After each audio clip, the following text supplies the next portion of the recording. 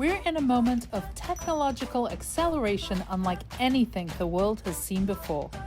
5 years from now, life will look radically different, and the shift is already underway. I'm Rachel Wilkins, and this is The Good News Is, a show about what's next and how to meet it with curiosity. Each week, I'll talk with the thinkers and builders that are shaping the future, from the evolution of money to digital land, on-chain fashion, and even space travel. Let's get into it. We're in Paris right now, and I'm really excited because we're obviously talking on this show a lot about the impact of technology, just generally on multiple industries. But today, we get to talk about one of my favorite topics with one of my favorite humans. We're going to be talking about the impact of emerging technology on artists, on art communities, on the zeitgeist of art, and all of the things with Aniko Berman. So welcome. It's so great to sit down with you and have this opportunity. Thank you, Rachel. You're one of my favorite humans in general, but in this space as well. And very happy to be here in Paris, always. So we're sitting in Paris. It's kind of the center of the universe when you think of art and culture. Yes. Maybe a bit of a spicy take, maybe others feel differently. But it is, the Renaissance, the traditional art movements, a lot of them kind of started from here. Yes. What we're seeing in the digital art space right now has been called a renaissance. Yes. It's been called a movement. Yes.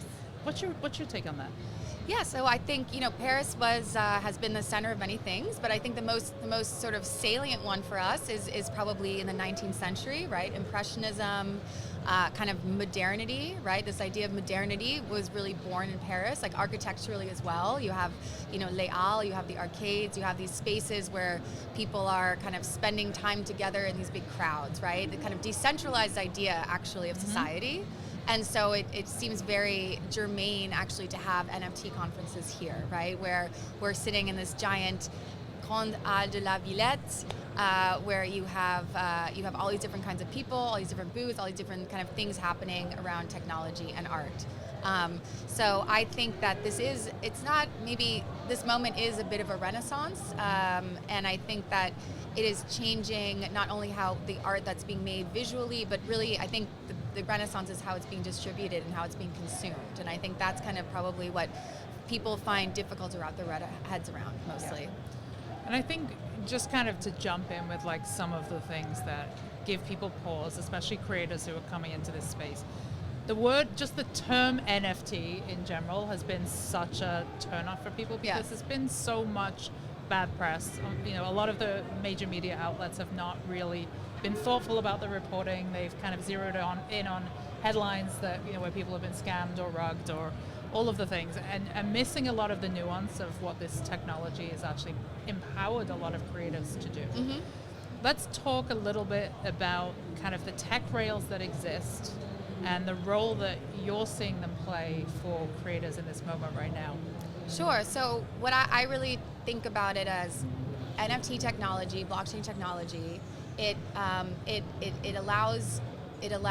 brings materiality to something immaterial, right? So we're all used to immaterial assets, right? We're constantly looking at screens. Think about faith in general as something immaterial, one of the most important things in our lives, right?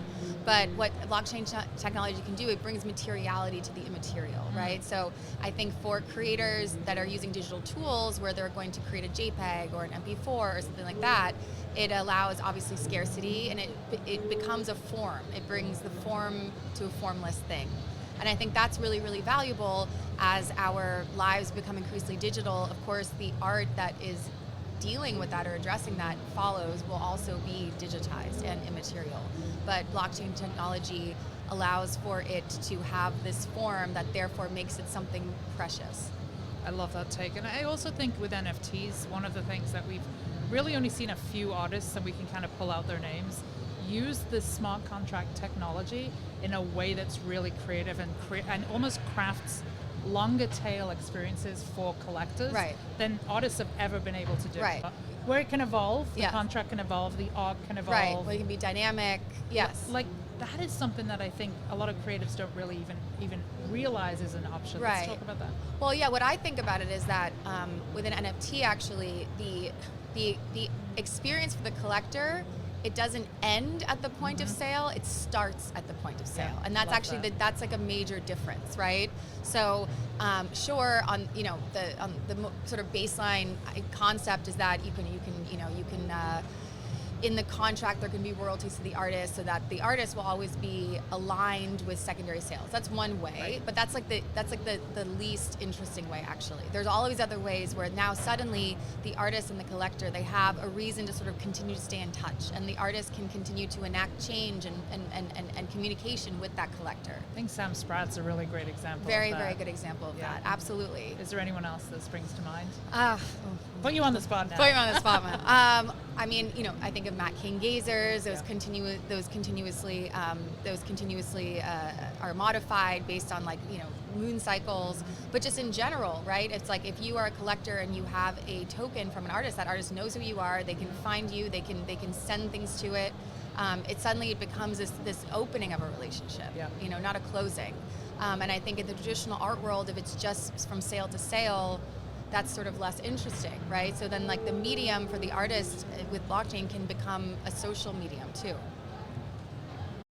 Moving from NFTs, let's talk a little bit about generative art, because I think that's been one of the biggest process movements that we've seen in the last kind of 2 to 3 years. I mean, it's been happening since long before then, but we've certainly seen some artists really kind of rise to the top in that particular genre. Mm-hmm. How do you feel about generative art? Is it something that lights you up as a collector, as a curator, or do you think perhaps it still has a way to go? No, I think it's very, very beautiful. I think that certain art, there are things that can be more interesting than others. I think it's a very conceptual thing ultimately, right? So it's this idea that the artist is giving the creative onus to sort of an organism that is beyond the artist's control, right? But this idea of chance and this idea of ceding control and eliminating the hand of the artist has roots in modernity as well. Hans Arp famously made all of these paintings by chance, right? The surrealists and the Dadaists use a lot of chance in their artwork. So that's one way. But then you also have Sol LeWitt, who had these rule-based artworks, right? And he also eliminated the hand of the artist. The artwork was not the final product. It was actually just almost the score for that, and he has other people do them. So there is a huge art historical legacy. So I think generative art is actually very art historically rigorous. And I think it's kind of, I think it's actually a very rich sort of medium or genre, rather. There was a lot of controversy last week with the entire collection that was brought to auction at Christie's was all AI-based art. Right. And Claire had made an observation that really struck me, and she said, to think that art is the process is missing the point. Yes. It's about the intent. It is, absolutely. And also this idea of intent or idea as the root of the artwork is not new, and in fact has a very, very strong art historical precedent. I mean, the technical virtuosity hasn't been the point of art since, I would argue, honestly, the 19th century. So I think that people are kind of anachronistically have just a wrong view of what art should be, if they don't understand that the idea is really the main focus. So AI, I think, is super interesting, and I also think that yes, AI can be used as a replacement, but the most interesting artists working in AI now don't use it as a replacement. They're using it as a way to continue to investigate what AI is. Yeah. And I also think just in general, it can offer shortcuts for processes that are just make kind of things more efficient, right? And the reality is that that's a good thing. Right. I think there's this cycle when you look at kind of all the movements, there's get comfortable within a moment of what that kind of movement looked like. Something new comes along, outrage, get comfortable in that new thing, and it's just kind of, if you look historically, the camera, that was complete outrage. The fact that you could buy paints at a store, complete outrage. But it always evolves, and it will continue to evolve. But also, what's interesting about photography, I think the first photography was in the 1830s. There was a whole industry of photography through the 1830s, 40s, 50s. It died out. People didn't adopt it. So a lot of these technologies we have now, I think sometimes we have this fear that because it hasn't been mass adopted yet, that is it right? Are we doing it wrong? We may be doing it right, and it may not be seen that we're doing it right for decades. What do you think that tipping point is to make something actually catch? Or are we seeing it with digital art right now, do you think? I don't know. I mean, I think that things like photography, and then also with blockchain, on the one hand, it is an aesthetic, artistic thing. On the other hand, it's a utilitarian thing. I think that's what's the sort of discomfort, right? Is that we don't know how to categorize it. Right. And the same with photography. I mean, photography wasn't considered, it was an art, was it documentation? And I think that's, and you could actually argue the same thing with blockchain technology. It can be used as an art form, or use case can be art. It can also be, I mean, literally documentation as in something temporal, as in a stamp of approval. Right. So I think that's a bit of the discomfort of not knowing how to categorize it. So we have to talk about AI, because it's kind of the big elephant in the room right now. Just a hot take as a collector, as a curator, somebody who's been entrenched in traditional art for a long time. What is your opinion on it as an art form?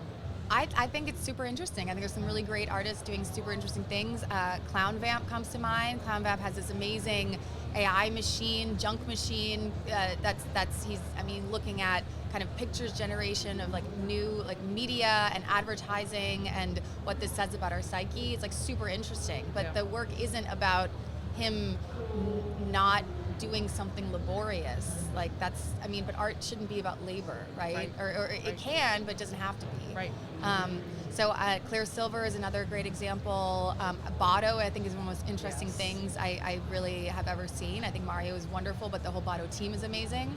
So I think this is really great, and I think people who are focused on, they're using models that have copyrighted images are missing the point completely. Yeah. And even if I didn't feel like that, I would still think it's something important enough to understand, to understand, because it's clearly here. So one of the things I was thinking about as we were kind of chatting before this was, the role that curation still plays in this moment. Like, we have a massive amount of images that are going to be coming at us. Right. We were calling it yesterday in an interview, we were referring to it as AI slop, right? Oh, yes. You can just identify it as, that's AI, that's AI. Absolutely. Like, are we going to get to this point where we just have absolute fatigue of looking at generated art? And therefore, what role, or how important does the role of curator, does the role of tastemaker become in this moment? I think it actually becomes more important and most important. And I also think that authorship, right? So you can say taste as a curator, taste as a curator is a form of authorship, right? Yeah. Authorship as an artist is a style. So I think authorship will become more and more and more important and more apparent, actually, as we're able to create things, this high volume of things. It just means that authorship will become even more amplified as an important value. That's awesome. So before we let you go, I do want to talk about what the amazing work that you're doing at AOTM. You have been working with digital artists, but you're also looking at some of the more traditional processes and services that artists thrive in or experiences. And you recently put together an artist residency for digital artists. Talk to us about that. Yes, thank you. Yeah, so I think the role of a gallery in Web3 is not necessary, but it can add a lot of value when it's done right. So what we're trying to do is really be a home to artists and a place that, again, isn't about just sale to sale, but is about development and long-term kind of outlook. So we obviously work with a number of the leading digital artists, but we also have started this artist residency where we work with 3 artists at a time, and we provide weekly sessions of career development, curatorial development, kind of time to come together and workshop ideas and sort of processes. So we just began our 2nd year of that. Super happy about that. It's 3 months of kind of this development, and it's been really a rewarding experience, as we're all trying to figure out what this space looks like and how to do it. That's awesome. that. What would your message be to creators who are perhaps just hearing about this technology, or they've perhaps had some fear, uncertainty, or doubt around emerging technology? What would be your message to them? I would say, the history of art is the history of technology, and the history of culture is the history of technology, and they are part and parcel. So I think that it's a lot of this stuff is really, feels hard to understand, but it just requires kind of getting in there and doing it. And we hope to be a resource to artists, collectors, creators and any, curious minds. Amazing. AOTM Director Aniko Berman. Thank you so much. Thank you so much, Such a Rachel. pleasure. Such a pleasure. Appreciate it. Thanks for tuning in to The Good News Is. If you're excited about what's next, make sure to follow the show and visit goodnewsstudio.io for more stories, guests, and ways to stay connected. Until next time, stay curious.